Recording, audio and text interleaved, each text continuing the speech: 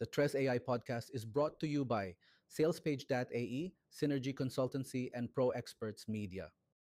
Do not talk to me until I get my coffee. Kung nagti 3-in-1 kayo, ano yan chemical based yan synthetic yan So okay. meron sigurong konti kasi may components pa rin yan ng kape, pero diluted na yung value talaga nung kape. But somehow do it everything in moderation kasi somehow become right now excessive ako.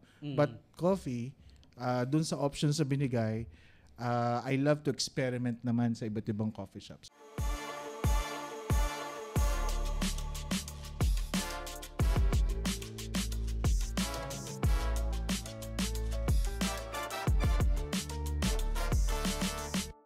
Magandang gabi at magandang araw sa inyong lahat, mga nanonood. At andito kami ngayon para pag-usapan ng isang napakalalim na topic na may kinalaman sa kabuhayan, ekonomiya at mga pinanggagalingan natin mga kababayan. Correct.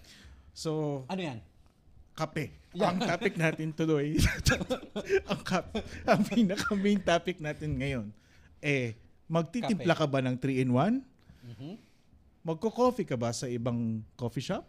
Mm-hmm. O magtitimpla ka ng sarili mo na, tama ba yan? Magtitimpla ka ba ng sarili mo na regular na ingredients sa machine mo, sa bahay mo? Okay? May sarili kang Starbucks. May sarili kang, may pag-aari ka ng, may pag-aari ka ng sarili mong machine. At dahil doon, Sige.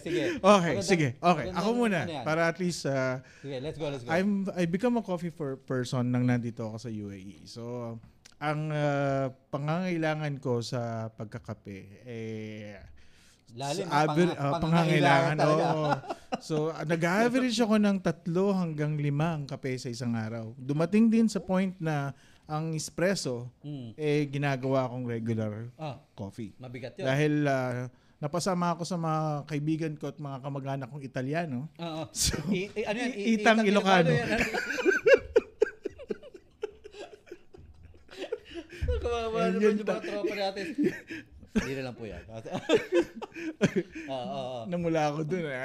Nagkulay ako eh. Anyway. Nag-flash. Nagkulay itlog ako dun. Anyways. So, I go for the lifestyle that I buy coffee outside. And dahil sa trabaho ko din at naging routine ko na yun, magkape sa labas. Yun ang pinaka naging direction ko na on a daily basis. So ikaw, Vin, sinong mga kape na dahan lang. Medyo nasamid ako doon. So anong kape ang mga binabanatan mo? Yan. Sa akin, ko kasi ngayon sa hospital. So, more on bili ako sa machine. Okay. Although machine yun, fresh bean naman siya. So, kasi yung kailangan ko yung beans. Yan. Pag nasa machine ka na. Pero iba talaga yun no, malaki ang diferensya nung beans, di ba? Malaki yung beans. Malaki yung beans. Okay. Malaki, no? Diferensya. Oo, kasi yung sa instant kasi, ang tama sa akin, 1 oras, 2 oras, lupay-pay na ako. Yung beans, hindi Talagang ito yung nananampal. Oo, yung pak, hoy!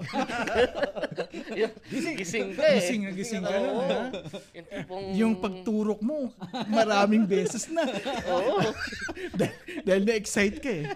Buhay na buhay ako. Grabe yung experience ko sa kape. Hindi, kung ako naman, gusto kong maranasan, kasi wala ako gusto kong maranasan yung may machine ako. Tapos tinitimpla ko yung sariling kape. Okay, Alam mo yung napapanood mo sa mga social media na yung ginagrind pa niya, di ba? Tapos manual to, no? Oo, ginagrind. Tapos nung nag-grind na, ipe-press pa. Tapos gaganoon pa ng marami. 35 steps yun, 35 steps. Perfect coffee yun. Perfect coffee. Pagtapos ng kape, late ka na. Pinagalitan ka na. Pagod ka na rin. Nakatulog ka sa pagod. Nag-isip ka sa mag-prepare Kailangan. Kapagod. Hindi na, Brad. 35 steps to make perfect coffee. Oo. Diba?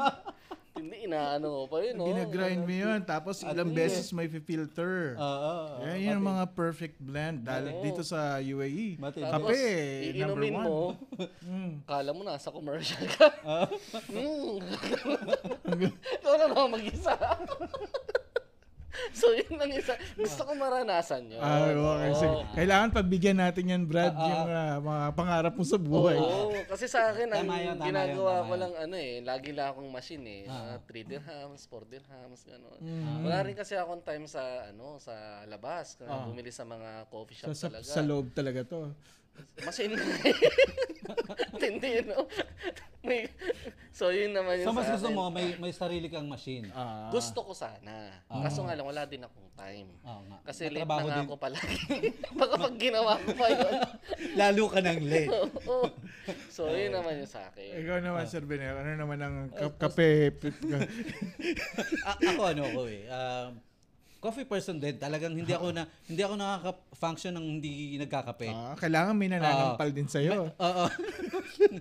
Ako naman, ang preference ko is, importante kasi yung oras eh.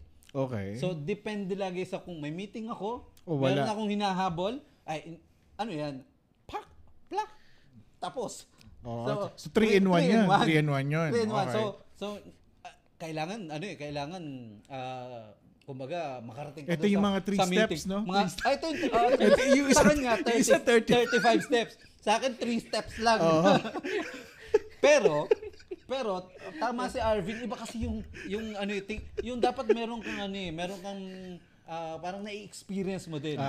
So, bumili ako ng Nespresso machine. Espresso machine. Wow, may pa-branding ka ba? Baka naman. Baka naman. Hindi na 3 steps. 1 step na lang. One step na lang. Hindi, pa rin yun? 3 steps pa rin 3 step ba yan? O kung maglalagay ka kasi ng baso, Brad. Tapos Open the magpipindot lid. ka, tapos kukuhanin mo. So may experience ka na ngayon, medyo social. Hindi yung scientific ang approach doon. Aba, may mathematical equations pa to. May physics na involved doon, Brad. So ako pag nagkakape ako ngayon, yung capsule lang. Okay. Yung capsule. Pero iba pa rin talaga yung Sarili mong timpa? freshly brewed na Coffee. ako kasi black ako eh. Ayoko nung Akala mo, 'di ba? Black ako. Obvious po ba? At least, consistent. Honest tayo. Hindi, black talaga ang gusto ko. Black Consistent, coffee at talaga. least consistent. Black coffee talaga ang gusto ko. Okay. Para gising. Ito kasi caramel macchiato to eh. Kabisado. Social to eh, social. Gusto niyan yung merong nakaganon sa dulo. May pa ganun. So, wow. Ang tawag doon. Sige. Flat white yan. Flat white. Medyo may alam tayo. Nagtatayo tayo ng mga coffee shops. So, hindi lang natin pwedeng i-disclose kung paano ginagawa yung iba. Pero, okay yung... Kala ko kortado eh. Kortado utak eh. Parang napakasagrado eh. Hindi natin pwedeng i-disclose. Wag natin Napakalalim yan eh. Kasi kailangan niya ng beans. Hindi natin pwedeng i-disclose, pero nasa Google naman. Nakasulat naman. At sa YouTube din siya. Ano tawag doon? Ano yun? Trade secret. Ay. Anyways, okay, medyo malalim-lalim tong usapan na to at hihingi namin ang opinion nyo tungkol sa pagkakape nyo. At malaking bagay yan na ma-share nyo kung anong pinagagawa nyo sa buhay nyo para naman makatulong sa lipunan. Pero talagang ang pagkakape kasi parang kumbaga sa iba't ibang experience ng tao eh. 'Di ba? Kung titingnan mo, pagka ikaw sa umaga, papasok ka, parang kulang, 'di ba? Pagka yung hindi ka nakapagkape. Ano rin sinasabi ni Sir Vin pag do not talk to my lawyer? Donut.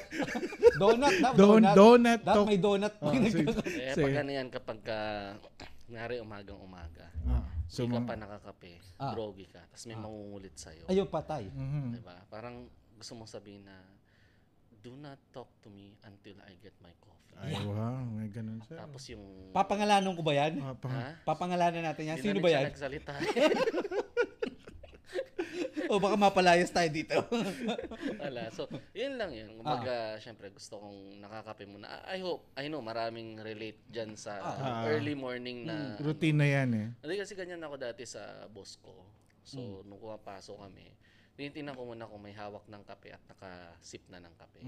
Safe nang i-approach yun. Kasi dati, pagka in-approach mo, hindi lang mainit ulo. Di ka talaga papansinin. Pero ang bilis mag-switch nung may kape na. Parang ibang tao to ha. Ganun ka, May ganun di ba? So malaki talagang ang impact nung Kape. nung kape sa buhay ng tao. Oo, sa mga Kasi mga ako- desisyon. Kasi ako nung ako'y nagtatrabaho pa, laging pagpasok ko ng opisina, may kape na ako eh. Wow, may taga-timpla sa'yo. Oo, si Pranab. So templado na. Templado na yan. Hindi, sa opisina namin. Paranam kung nasan ka man ngayon. Oy, social dun sa amin. Atindi dun. May pakape. May pakape. Okay, Oo, ayos may yan. pakape. Sa akin naman ang kape ko dahil sa trabaho ko. Malaking bagay yun. Pero I also do my routine na before ako pumasok, naka-coffee na ako. Kasi kailangan ng kick somehow para mag-trigger ang drive ng ating mga utak at nerves sa katawan. Pero addictive daw sabi nila. Totoo ba yun? Yes, addictive talaga siya. Kumbaga parang... Kita mo nga Brad napapansin ko nga sa'yo. Iba naman ang tama. Iba naman ang tama. Iba naman ang tama. Hindi pa kasi nakakakape. Okay. Kaya ganun. Dapat magkape tayo susunod Mamaya, ito. No? mamaya. Pero kung papipiliin ba kayo, may mga preferred beans ba kayo? Ayan. Ethiopian, Brazilian, Russian. Ito, Russian. Gusto nito Russian. Beans, Kami ba? beans. Beans. Iba pala. Ano ba naman? Ayusin mo nga. Ayusin mo. Sige. Anong preferred mo? Wala kasi ako talagang alam sa Yeah. So, ang alam ko lang kung cappuccino yan, kung mochaccino, kung latte, Tsaka kung- chinito. kung mga ganyan. Mga ganyan lang ang alam ko yung mga beans, hindi ko pa siya gaano alam. Yun nga yung gusto kong alamin. Matutulungan naman kita dyan. For me, ito, marami tong alam sa ganyan kasi nagtatayo sila ng coffee shops. For nice, me, it goes to, you have to try the South American coffee. Like from Guatemala, Brazil, Colombia. Yan dyan ako towards to. Sa Africa naman, okay yung mga brands ng Ethiopia. Bawardi. Merong Alak yata yun, baka Bacardi. Bawardi. Bawadi, parang Isang location yan dyan sa Africa na kilala sila for the coffee. So yun yung mga, for me, I mean, one of the good beans that I have tried already. Pag pinag-uusapan natin dito yung mga strong black coffee, tapos when you go for yung iba espresso or yung iba ginagamit nila for white blaze milk based coffee, yun ang masarap na pagsamasamahin So yun yung ating malaking kontribusyon sa lipunan ngayon. Ang pag-usapan namin ang kape na aming tinitira araw-araw. So anyway, lesson. Anong takeaway natin dito? Kailangan meron tayong takeaway dito nang makadagdag tayo sa... Lagyan natin ng konting sustansya yung usapan natin sa kape. Sige. So, Okay. anong lesson? Simulan natin kay Boss Vin. So sa akin, since sabi ko nga, gaya nga sa mga previous episode natin, case-to-case basis. Okay? Gusto kong matutong magtimpla, kaso lang wala akong time. At wala rin akong time bumili sa labas. Kaya ang laging go-to ko na lang ngayon is yung coffee bevendo, although beans siya, na malapit na sa opisina. Yun ang dahil na you're forced to doing that kasi may restrictions ako sa time. Correct. So yun naman yun sa akin. Ako sa akin, ang pinakamasustansya na milk na pwedeng isama sa kape. Breast milk. Hindi ba? Akala ko, ibang sustansya ba? Iba ba yun? Ibang sustansya. Okay. This is a coffee country, number one. Tapos when you are in Rome, go to Makati, ganon. When in Rome, do what Layo, no? Do what Romans do. So somehow naka-adapt ako doon sa kultura ng UAE. And surprisingly, I fell in love with coffee. So it was a lifestyle and it becomes a routine. At pag naging routine siya, magiging habits. So sa inyo, kung araw-arawin yung pagkakape, mamaya't mayain nyo rin yan. So ang lesson learned doon, addictive talaga siya. So somehow do it everything in moderation kasi somehow become right now excessive ako. But coffee, dun sa options sa binigay, I love to experiment naman sa iba't ibang coffee shop. So I still rather go to buy. Correct. Bibili pa rin ako. Yun. Ako naman, may health benefits naman talaga ang kape. No, kung yung brewed talaga yung beans talaga yung ginagamit ng pagkakape. Pero kung nagti 3-in-1 kayo, chemical based yan eh. Synthetic yan eh. So meron sigurong konti kasi may components pa rin yan ng kape, pero diluted na yung value talaga ng kape. So for me, mas gusto ko kasi experience din yan eh. Parehas kami ni Arvin. Gusto ko yung na-experience din. Actually, masarap yung ikaw yung alam mo yun, yung kinikwento niya na ginagan. Maganda yung experience, tapos ikaw yung magkakape. Maganda. Di ba? Iba yung naisip mo, no? Hindi yun. 35 steps. Pero masarap masarap yung pakiramdam na authentic. Siguro diba? magandang Brad ito next tayo, coffee explore tayo. Tignan natin ng best coffee on time. Hanap ka ng Actually, nag-gano'n na tayo sa isang coffee shop eh. Hindi, isa lang yun eh. Dapat may best coffee in town. Pero binili kasi natin yun eh. Pwede. Yung may nag-i-sponsor. Iba pa rin yung nagpapatry ng coffee kasi isang bagay na common sa atin tatlo. Mahilig tayo sa mga kape. Okay, so hindi lang yun. So mahilig tayong magnegosyo. Mahilig negosyo. At least kahit paano, we can find kung sino man dyan, baka naman, the best coffee in town. Pupunta kayo ba? Ang Three Musketeros. Sa tingin nyo, kayo ba ang may pinakamasarap na kape sa UAE? At patunayan nyo sa amin. Yeah. Invitahan nyo kami. pagbibigyan nyo ba silang dalawa na gumiling-giling? Para naman ma-experience nila yung coffee making, yung art of coffee making. Anyways, so ayan na naman ibigay namin sa inyo at I hope malaking bagay sa pagdesisyon ang naitulog namin sa pagpili ng kape. So sa susunod po na episode, kita-kita po tayo. Good night! Bye-bye!